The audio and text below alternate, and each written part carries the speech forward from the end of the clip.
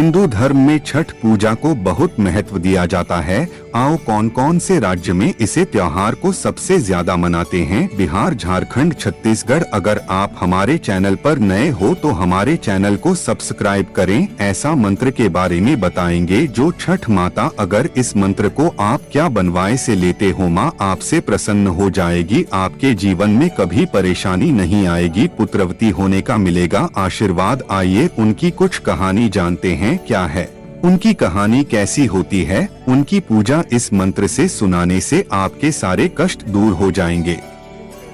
अगर आपके घर में परेशानियों का पहाड़ आपके सामने बन चुका है तो वह हमेशा हमेशा के लिए हट जाएगा। छठ माता आपको हमेशा खुश रखेगी। मूलत सूर्य षष्ठी व्रत होने के कारण इसे छठ कहा गया है।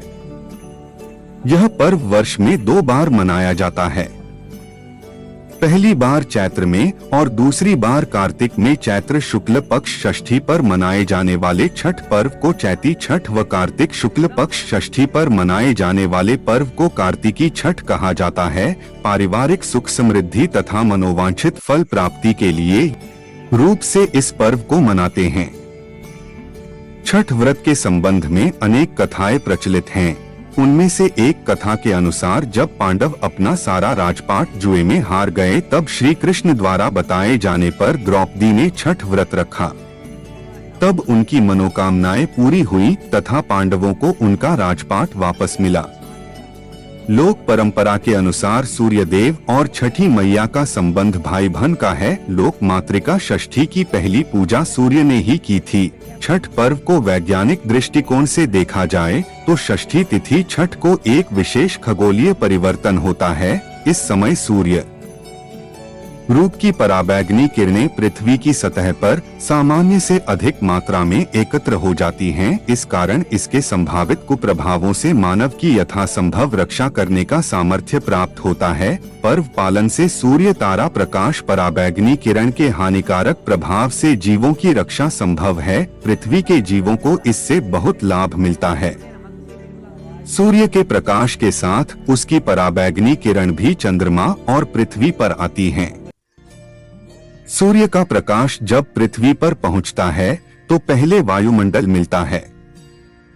वायुमंडल में प्रवेश करने पर उसे आयन मंडल रूप की पराबैंगनी किरणें पृथ्वी की सतह पर सामान्य से अधिक मात्रा में एकत्र हो जाती हैं। इस कारण इसके संभावित कुप्रभावों से मानव की यथासंभव रक्षा करने का सामर्थ्य प्राप्त होता है। पर्व पालन से सूर्य तारा प्रकाश पराबैंगनी किरण के हानिकारक प्रभाव से जीवों की रक्षा संभव है। पृथ्वी के जीवों को इससे बहुत लाभ मिलता है। सूर्य के प्रकाश के साथ उसकी पराबैंगनी किरण भी चंद्रमा और पृथ्वी पर आती हैं। सूर्य का प्रकाश जब पृथ्वी पर पहुंचता है तो पहले वायुमंडल मिलता है। वायुमंडल में प्रवेश करने पर उसे आयन मंडल मिलता है।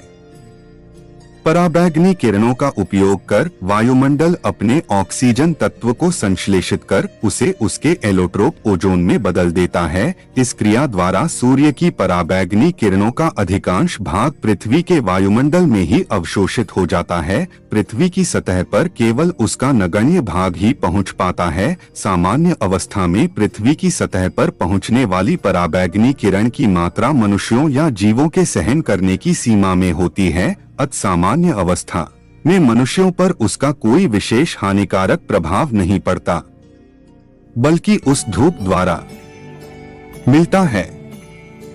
पराबैंगनी किरणों का उपयोग कर वायुमंडल अपने ऑक्सीजन तत्व को संश्लेषित कर उसे उसके एलोट्रोप ओजोन में बदल देता है। इस क्रिया द्वारा सूर्य की पराबैंगनी किरणों का अधिकांश भाग पृथ्वी के वायुमंडल में ही अवशोषित हो जाता है। पृथ्वी की सतह पर केवल उसका नगण्य भाग ही पहुंच पाता है। सामान्य अवस्था में पृथ्वी की सतह पर पहुंचने वाली पराबैंगनी किरण की मात्रा मनुष्यों या जीवों के सहन करने की सीमा में होती है। असामान्य अवस्था में मनुष्यों पर उसका कोई विशेष हानिकारक प्रभाव नहीं पड़ता, बल्कि उस धूप द्वारा हानिकारक कीटाणु मर जाते हैं, जिससे मनुष्य या जीवन को लाभ होता है।